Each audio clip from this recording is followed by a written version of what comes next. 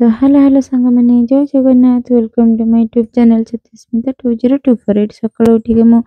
ready हो जाइतली कारण आज मो जेजे ससुरंकर श्राद्ध थिला एठी मो ये आ मो दियर ननद मिसिकी जो पिंडी जोटा समाधि कहते सेटा कलर करथिले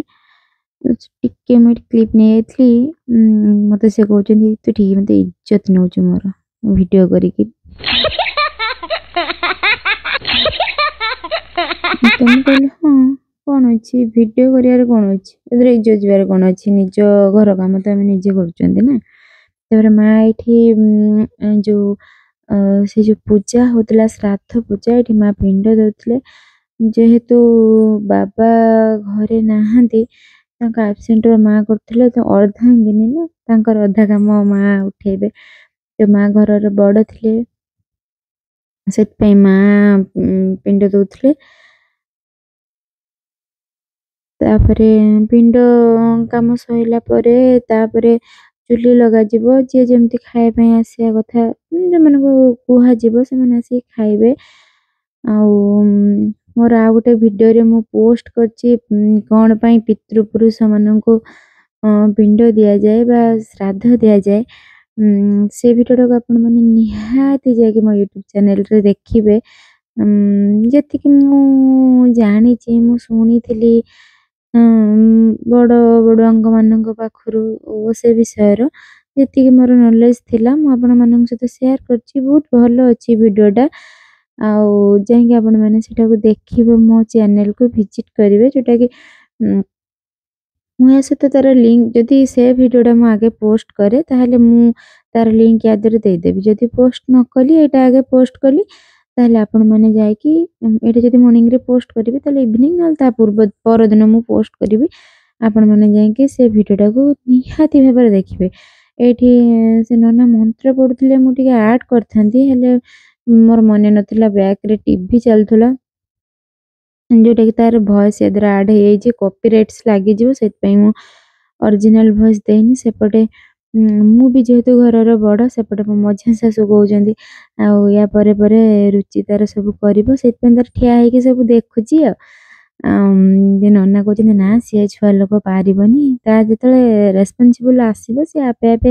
ନିଜେ ନିଜେ ନବନି ତାକୁ କାହିଁକି ଲଦି ଦବ ତା ମୁଣ୍ଡରେ ଛୁଆ ଲୋକ ତାର ବୁଲୁଛି ବୁଲୁ ମା ଏଠି ପିଣ୍ଡ ଦଉଥିଲେ ମୁଁ ମର୍ଣ୍ଣିଂରେ ଟିକେ ବାବାଙ୍କୁ କଲ୍ କରିଥିଲି ଦେଖିବେ ବୋଲି ସେ ପିଣ୍ଡ ଦିଆହେଲା ବେଳେ ଟିକେ ପ୍ରଣାମ କରିବେ ବୋଲି ଭିଡିଓ କଲ୍ କରିଥିଲି ଯେହେତୁ ଯୁଗ ଡେଭଲପ କଲାଣି ଦୂରରେ ଥିଲେ ବି ଲୋକମାନେ ସବୁ ଭିଡିଓ କଲରେ କରିପାରୁଛନ୍ତି କିନ୍ତୁ ଦୁର୍ଭାଗ୍ୟବଶତଃ ବାବା ଉଠେଇ ପାରିନଥିଲେ ତାପରେ କଲ୍ କଲେ ଯେ ତାଙ୍କ ଦେହ ସେ ଟିକେ ଡାଇବେଟିକ ଲୋକ ନା ଦେହ ଭଲ ନଥିବ ମର୍ଣ୍ଣିଂରେ ଉଠିଥିବେ ଉଠିକି ନିତ୍ୟକର୍ମ ସାରିକି ପୁଣି ଶୋଇପଡ଼ିଥିବେ ତାପରେ ମୁଁ ଏଠି କଲ୍ କରିକି ତାଙ୍କ ବାପାଙ୍କର ପିଣ୍ଡିକି ଟିକେ ଦେଖେଇଦେଲି ଆଉ ଗୋଟେ ମଜା କଥା ସେଟା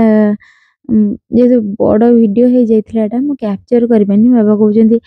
ମୁଁ ସକାଳୁ ଉଠିକି ମୋ ବାପାଙ୍କୁ ମୁଁ ଜୁହାର ହେଇ କହିଦେଇଛି ବାପା ମୁଁ ରହିପାରିବିନି ମୁଁ ଖାଇଦଉଛି ଯେହେତୁ ସେ ଡାଇବେଟିକ ଲୋକ ସେଥିପାଇଁ ସେ ଉପାସ ଜମା ରହିପାରିବେନି ଆଉ ସେଥିପାଇଁ ସେ ଖାଇ ଦେଇଛନ୍ତି କହୁଥିଲେ କି ତୋ ମା ସବୁବେଳେ ସେ କହେ ତୋ ମା ତ ତାର ଉପାସ ରହିବ ମୁଁ ରହିପାରିବିନି ସିଏ ତାର କରୁ ସବୁ ମୁଁ ଏଠି ମାଆଙ୍କୁ ସେ କଥାଟା ଡାକିକି କହୁଥିଲି ତାପରେ ବାବାଙ୍କ ସହିତ କଥା ହେଇସାରିଲା ପରେ ତାପରେ ଏଇ ଯୋଉ ଇଶାନରେ ଏଇଠି ବସିଥିଲା ଆମର ଯୋଉ ଦୀପ ଆଉ ସେଠି ଯୋଉ ପିଣ୍ଡ ଦିଆ ହେଇଥିଲା ସେଗୁଡା ସବୁ ଉଠା ହେଇକି ଆସିକି ଯୋଉ ରୁହେ ପୂଜା ଜିନିଷ ଗୁଡା ସେଟା ରହିଥିଲା ବାବାଙ୍କୁ ଟିକେ ଦେଖେଇଦେଲି ବାବା ଟିକେ ପ୍ରଣାମ କରିଦେଲେ ଯେତେ ବଡ ହେଲେ ବି ବାପା ସବୁବେଳେ ବାପା ସିଏ ବି ତାଙ୍କ ବାପାଙ୍କୁ ମିସ୍ କରୁଥିବେ ତାଙ୍କ ମନ ଥିବ କାମ ପାଇଁ ବାବା ଆସିପାରିନଥିଲେ ତାପରେ ତାଙ୍କ ପୁଅ ସହିତ ଟିକେ ଏଠି କଥା ହେଇଯାଇଥିଲେ ତାପରେ ନନାଙ୍କ ସହିତ ବି କଥା ହେଇଥିଲି କିନ୍ତୁ ଏଇଟା ଲଙ୍ଗ ଭିଡିଓ ହେଇଯିବ ବୋଲି ମୁଁ ସେଟା ଦେଲିନି କିଛିଟା କ୍ରପ୍ କରିଦେଇଛି ଆଉ ଏଇ ଭିଡିଓରେ ଗୋଟେ ବହୁତ ବଢିଆ ଜିନିଷଟେ ଥିଲା ଯୋଉଟା କି ମା ତାଙ୍କୁ ଖୁଏଇ ଦଉଥିଲେ ଚା ଆଉ ବିସ୍କିଟ ମୁଁ ସେଇଠି ବନେଇଛି ଆଉ ମା ଜାଣିଛନ୍ତି ମତେ ଯଦି ନ ଦେବେ ମୁଁ ସାଙ୍ଗେ ସାଙ୍ଗେ କହିଦେବି ହଁ ପୁଅକୁ ଦେଇ ଦଉଛନ୍ତି ମତେ ଦଉନାହାନ୍ତି ତାର ମା ଆଣିକି ମତେ ବି ଟିକେ ଦେଇଥିଲେ